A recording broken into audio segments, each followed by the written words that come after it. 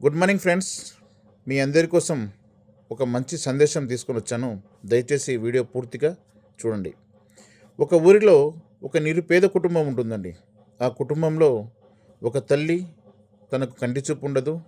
కొడుకు డబ్బుల కోసం చాలా కష్టపడుతుంటాడు. తన భార్యకు బిడ్డలు ఉండరండి. వీళ్ళు ప్రతిరోజు భగవంతుణ్ణి కఠినంగా పూజిస్తుంటారు. వాళ్ళ పూజా ఫలంతో భగవంతుడు ఒకసారి అదృశ్యమయ్యి, మీ అందరికీ నేను మీ పూజల వల్ల నేను ధన్యుణ్ణయ్యి మీకు వరం ఇస్తామని వచ్చానని చెప్పి, కానీ ఒకటే ఒక వరం అడగండి, నేను మీకు ఇచ్చిపోతానని చెప్తాడు.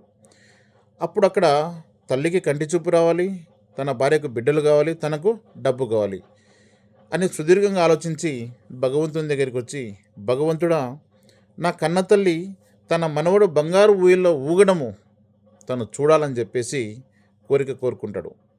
సో ఇక్కడ బంగారు ఊయల వల్ల డబ్బులు వచ్చాయి. ఆ ఊయలలో చిన్న పిల్లాడు ఊగడం వల్ల తన భార్యకు కొడుకు వచ్చాడు. తన తల్లి చూడడం వల్ల కంటి చూపు వచ్చింది. ఇది ఎప్పుడో విన్న కథ అండి. ఇది జరిగిందో లేదో కూడా నాకు తెలియదు. కానీ మనకు అంటే కీబోలో ఉన్న ప్రతి ఒక్క ఫ్యామిలీ మెంబర్ కూడా ఆ భగవంతుడు పంపించిన గొప్ప వ్యక్తి కిలపర్తి వెంకట్రావు ద్వారా Keebo, Q Life, K Wallet, Daddy Robotic అద్భుతమైన ప్రాజెక్టులు ఇచ్చారండి. అద్భుతమైన వరాలు ఇచ్చారు. మనము ఆ ప్రాజెక్టులలో కష్టపడి దాన్ని ఆదాయం మార్చుకోవడమే మన చేతిలో ఉండేది. ఫ్రెండ్స్, చాలామంది పుడుతుంటారు, చనిపోతుంటారు. అది కాదండి జీవితం. పుట్టేటప్పుడు శ్వాస మాత్రమే ఉంటుంది, పేరు ఉండదు. చనిపోయేటప్పుడు పేరు ఉంటుంది, శ్వాస ఉండదు. ఈ మధ్యలో జరిగేదే జీవితం. ఈ జీవితంలోనే నువ్వు ఏదో ఒకటి చరిత్ర లిఖించి వెళ్ళాలి. ఫ్రెండ్స్, ఒక ఏరోప్లేన్ తయారు చేస్తారు కోట్లు పెట్టేసి. దాన్ని సేఫ్ ప్లేస్ ఎక్కడండి? ఎయిర్పోర్ట్లో.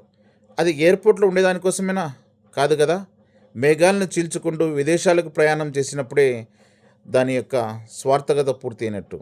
అలాగే పెద్ద పెద్ద ఓడరేవులు కూడా ఎన్నో కోట్లతో ఖర్చు చేసి తయారు చేస్తారు. అది హార్బర్లో పెట్టేదానిక? కాదు కదా. సముద్రంలో ఉండే పెద్ద పెద్ద అలలను తట్టుకొని, పెద్ద పెద్ద తుఫానులను తట్టుకొని సరుకు రవాణా చేసినప్పుడే అది తన జీవితం స్వార్థకమైనట్టు.